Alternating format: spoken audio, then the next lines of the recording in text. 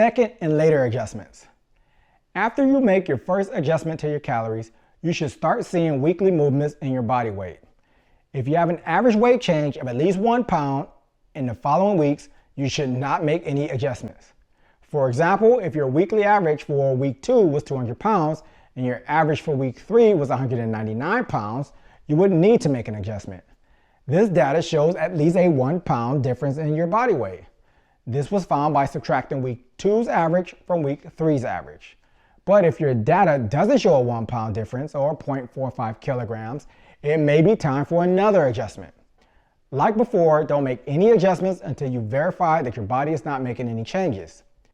Your first adjustment was 200 calories, and you should have waited at least 2 weeks before making this first 200 calorie adjustment. If you've already made this first adjustment, you should now be 3 weeks or greater into your cut. From week 3 and beyond, when your weekly average body weight does not show a weekly change of at least 1 pound or 0.45 kilograms, you should lower your calories by 100 calories. Make your 100 calorie adjustment just like you made your 200 calorie adjustment. Keep your protein at least 1 gram of protein per pound of your body weight, and make sure that your fat stays at or above 20% of your total calories. Using the previous example, after the first 200 calorie adjustment, a 100 calorie adjustment will lower your maintenance calories to 1,889. To make a 100 calorie adjustment, you can lower your protein by 5 grams, your carbs by 16 grams, and your fat by 2 grams.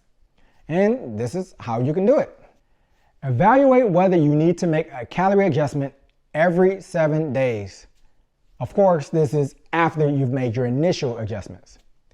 If needed, lower your calories by no more than 100 calories per week. The purpose of these smaller adjustments is to ensure that you don't put yourself in too large of a deficit at any one time. Practical implications.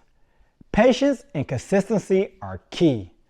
Avoid making premature calorie adjustments. Wait for at least 2 weeks for your initial results and ensure that diet and exercise routines are consistent before making any changes. Use data to guide adjustments.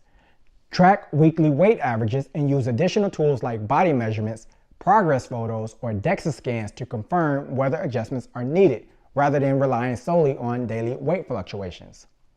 Adjust calories gradually. Begin with a 200 calorie reduction if no progress is observed.